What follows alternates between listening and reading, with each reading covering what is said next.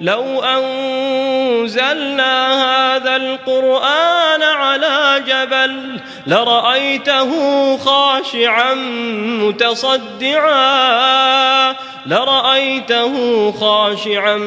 متصدعا من خشية الله وتلك الأمثال نضربها للناس لعلهم يتفكرون.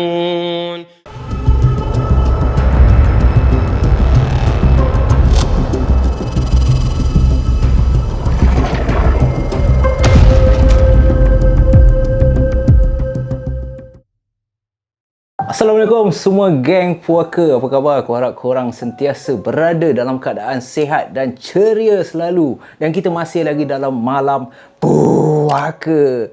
Yes. Dalam malam puaka aku banyak berkongsikan kisah-kisah seram, sama ada pengalaman aku sendiri ataupun kiriman email ataupun aku main reka ataupun aku rembat je cerita orang.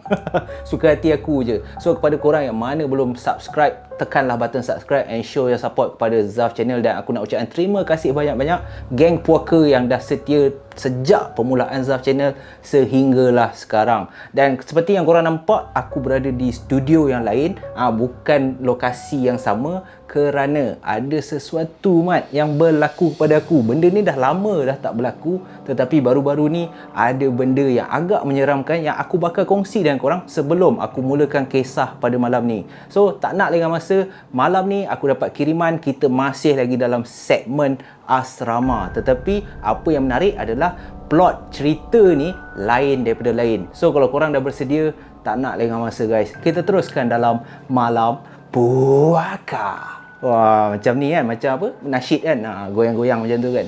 Let's go guys.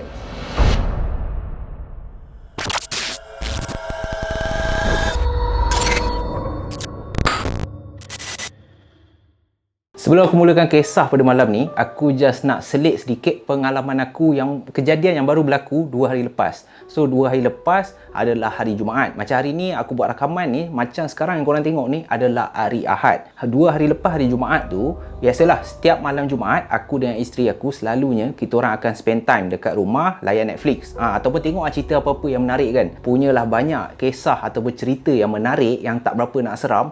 Tiba-tiba bini aku suggest, sebabkan hari tu dah tengok Mat Kilau, masih ada semangat. Semangat apa? Semangat pahlawan dulu-dulu kan.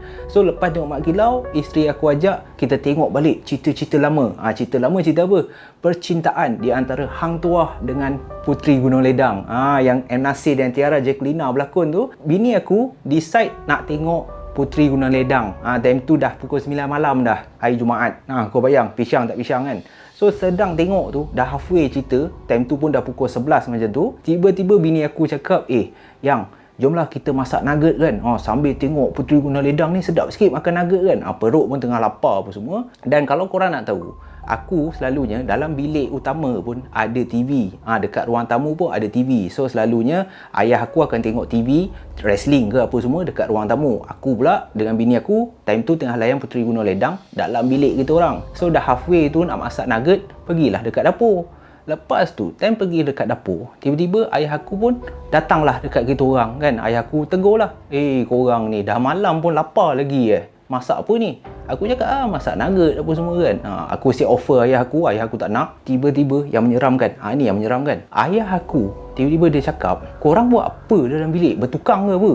Ayah aku kata kan, renovate rumah ke apa? Sebab ayah aku dengar bunyi ketukan kuat gila dalam bilik kita orang. Aku pandang bini aku pandang aku. Bini aku siap tersengih kat ayah aku. Sebab bini aku dia macam penakut sikit. So dia sengih, dia kata, mana ada ya kita orang tengok movie kan, tengok Netflix. Aku dalam otak aku time tu, macam mana ayah aku boleh dengar bunyi orang bertukang. Sedangkan dalam cerita Puteri Gunung Ledang, sepanjang cerita tu tak ada pun scene ataupun adegan M. Nasir bertukang ke, Hang Tuah nak bina rumah ke apa semua, tak ada.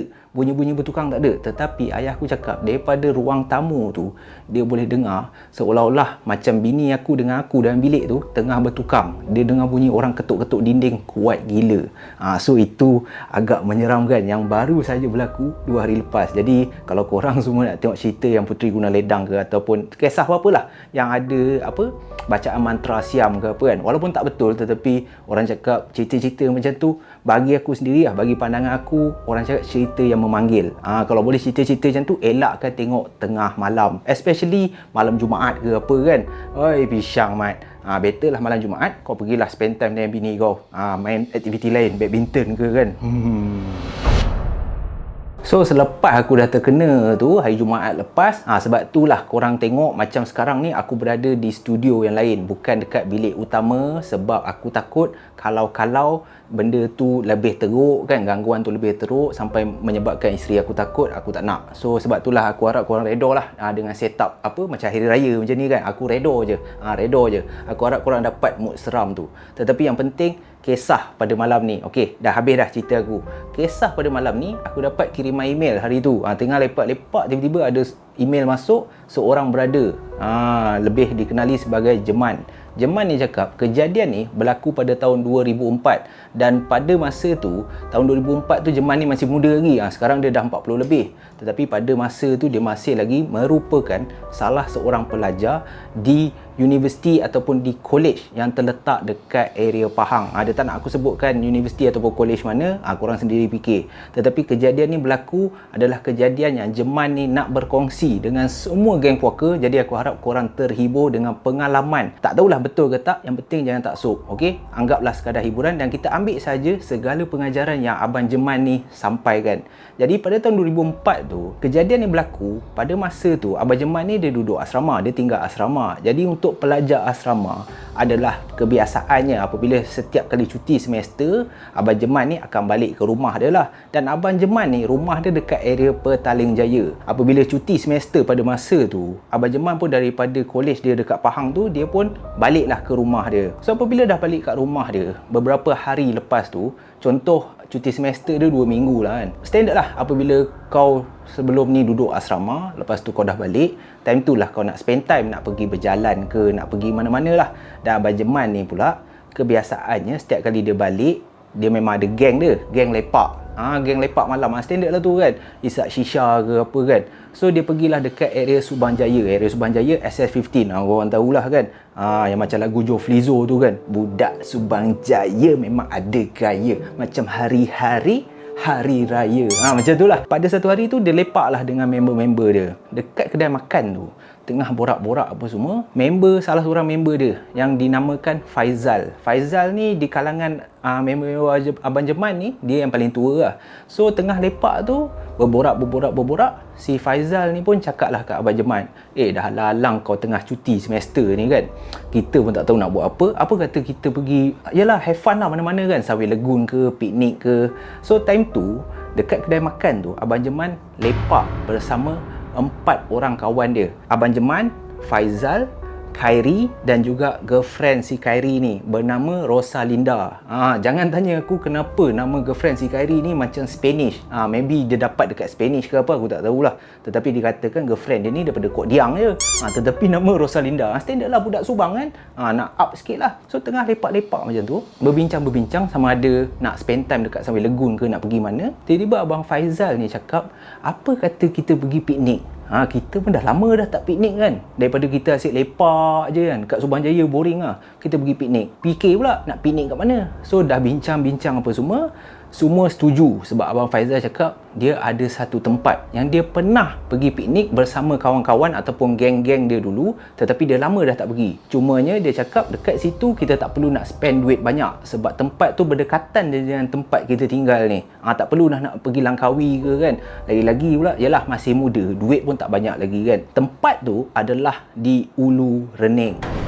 Ulu Rening ni dekat kawasan Selangor je, Kuala Selangor ke apa, lebih kurang macam tu lah. Disebabkan Abang Faizal ni pernah pergi, jadi Abang Jeman pun fikir dah lalang tengah cuti semester kan, dah tak ada nak buat apa, semua pula on. Jadi itulah yang berlaku. Pilih hari apa nak pergi, diorang cakap better kita pergi weekend lah kan, dah lalang macam tu.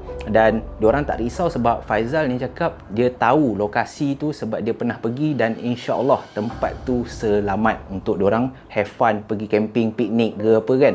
Dan diorang decide untuk bermalam selama 2 malam dekat Ulu Rening tu. Seperti yang dirancang, hari itu pun telah tiba. Macam mana yang diorang plan dekat kedai makan tu untuk pergi piknik ataupun camping di Ulu Rening, diorang pun decide ramai-ramai naik 4 orang tu, naik satu kereta yang dimiliki oleh Abang Faizal ni. Abang Faizal pada masa ni dia bawa kereta Saga je, Saga bapak dia yang lama. Dia kata okey jomlah kita naik ni ramai-ramai. Jadi mereka berempat pun bergerak daripada area Petaling Jaya tu terus menuju ke Ulu Rening. Lebih kurang pada masa tersebut diorang gerak selepas saja lunch. Diorang lunch dekat area Petaling Jaya tu dalam pukul 2 lebih macam tu, barulah diorang bertolak ke Ulu Rening. Tetapi nak dijadikan cerita, dalam perjalanan tu biasalah semua have fun. Sebab apa? Sebab dah lama dah tak piknik ramai-ramai kan. Abang Jeman pada masa tersebut pun dia rasa alhamdulillah kali ni aku balik cuti semester selalunya tak habis-habis akan lepak kedai mamak, kalau tak pun lepak kat rumah spend time dengan family apa semua. Tapi kali ni nasib baiklah Faizal ni plan untuk pergi piknik. Jadi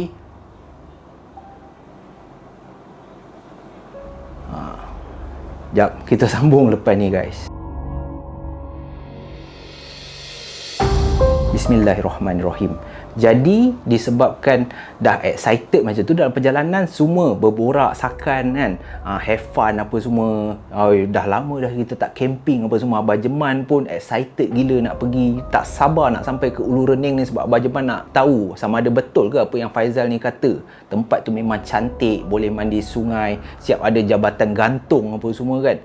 So diorang pun dalam perjalanan tu mengambil masa, Abang Jeman cakap 1 jam lebih macam tu daripada tempat diorang tinggal. Tetapi perkara yang pertama yang pelik berlaku, sebaik saja diorang sampai dah berdekatan dekat area Ulu Rening tu, dah masuk kawasan Ulu Rening tu, beberapa kali Abang Faizal ni asyik tersalah jalan. Kejap terjumpa jalan mati, kejap kau masuk sempang-sempang tu salah apa semua, sehingga kan sesama diorang ni dah mula bertekak. Abang Jeman pada masa tersebut dia cakap dia dah mula bersuara. Dia dah cakap kat Faizal ni, kau confirm ke bro? Ini dah daripada sejam lebih, ni dah nak dekat 3 jam dah ni kita pusing kan. Kejap jalan mati, kejap kau salah jalan kan. Silap-silap je kan, dah salah-salah sedar-sedar sampai Johor. Tu yang takut tu kan. Termasuk salah sempang ke apa kan. Faizal ni pun dia jadi pelik. Dia siap cakap, dia siap mempertahankan diri dia. Dia cakap, bro, aku bukan sekali dua tau pernah pergi tempat ni. Aku dah banyak kali dah pergi. Tetapi wallahualam, aku tak tahu apa hal. Aku rasa aku ikut jalan yang betul. Tetapi aku tak tahu kenapa asyik salah sempang, asyik jumpa jalan mati. Padahal aku rasa jalan tu aku ingat betul. Inilah jalan dia. Selepas dah bertekak apa semua tu, diorang pun sama-sama dalam hati berdoa, bertawakal apa semua. Korang bayang selepas 3 jam lebih guys. 3 jam lebih yang sepatutnya mengambil masa sejam lebih je, dah 2 kali ganda, barulah diorang jumpa tempat yang betul ataupun jalan yang betul untuk ke kawasan camping di Ulu Rening ni. So sebaik saja sampai dekat kawasan camping ni, tak settle lagi guys. Sebab apa? Sebab dikatakan daripada tempat masuk tu, kawasan Ulu Rening tu dah hutan-hutan tau, dah semak tau. Jadi diorang tak boleh nak bawa masuk kereta sampai betul-betul ke dalam hutan sebab dia tak ada laluan. Abang Faizal ni cakap daripada tempat parking tu diorang nak kena menapak, dan menapak tu pula mengambil masa 45 minit daripada tempat diorang letakkan kereta. Jadi korang boleh bayang suasana dia. Abang Jeman cakap kawasan hutan macam tu. Time diorang letak kereta, Abang Jeman perasan diorang letak kereta dekat satu kawasan perumahan. Tetapi perumahan bukan perumahan macam apa, teres ke apa. Ini perumahan macam kawasan kampung sedikit. Diorang parking kereta diorang betul-betul di pekarangan satu buah rumah kampung. Yang Abang Jeman cakap Abang Faizal suggest untuk diorang park kat situ sebab rumah tu, keadaan rumah tu pun macam dah tak berpenghuni. Jadi tak adalah orang mengganggu tempat apa pekarangan rumah orang ke apa kan. Susah mat. Sekejap. Astaghfirullahalazim. Astaghfirullahalazim. Astaghfirullahalazim.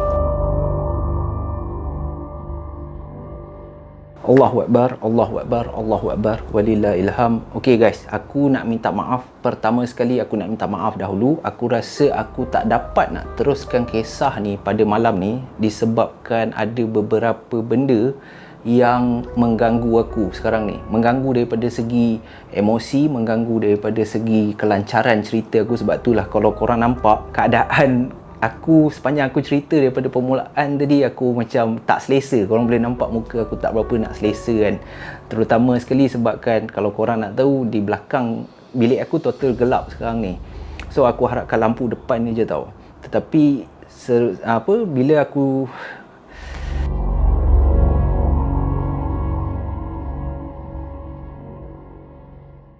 Allahu Akbar. Okey, bila lampu kita buka depan mata, belakang kita dah tak nampak apa. So ada beberapa kali aku rasa, senang ceritalah, aku nak pendekkan sekarang ni, aku dah betul-betul rasa tak selesa sebabkan ada pendengar yang lain. Itu je aku boleh cakap. Hingga ada pendengar yang lain yang membuatkan aku tak berapa nak selesa untuk menghabiskan cerita daripada Abang Jeman ni. Aku nak minta maaf. InsyaAllah di kelapangan masa yang lain, aku akan cuba settle kan kisah ni. InsyaAllah, tak tahulah di lokasi yang lain ke apa, tetapi aku harap korang, aku nak minta maaf dekat geng puaka semua. Aku harap korang teruskan menyokong aku. InsyaAllah di episod yang akan datang kita sambung balik kisah Abang Jeman ni, kisah seram di asrama ni. Tetapi for now, aku rasa setakat ni lah. Setakat ni saja. Dan aku minta maaf, aku betul-betul nak minta maaf kat korang semua. Dan InsyaAllah kita jumpa lagi dalam malam puaka yang akan datang. Cuma satu aku nak remind dekat korang, benda ni aku dah lama tak remind. Setiap kali korang dengar kisah seram, tak kisah daripada channel aku ke ataupun daripada channel orang lain, tolonglah lindungi diri korang dengan bacaan ayat-ayat Al-Quran ke, pelindung diri ke kan, dinding diri korang. Paling kurang pun bacalah Al-Fatihah, ayat 3 kul dan juga ayat kursi. Kalau korang yang mana tahu surah Al-Baqarah tu lagi bagus lah. Tetapi kalau tak, just keep it simple, 3 kul pun dah memadai. Sebab apa? Sebab kita nak lindung diri kita daripada sebarang gangguan lah. Tak kisahlah daripada aku yang menyampaikan cerita dan juga korang yang mendengar kat rumah. Jadi aku harap korang semua geng puaka stay safe, stay healthy. InsyaAllah kita jumpa lagi dalam malam puaka yang akan datang guys. Aku betul-betul minta maaf. Sorry guys. Keep on supporting me. InsyaAllah aku akan teruskan kisah aku selepas ni. Okay? Kita tengok episod yang lain lah. Alright, that's it guys. Bye bye. Stay safe guys. Assalamualaikum.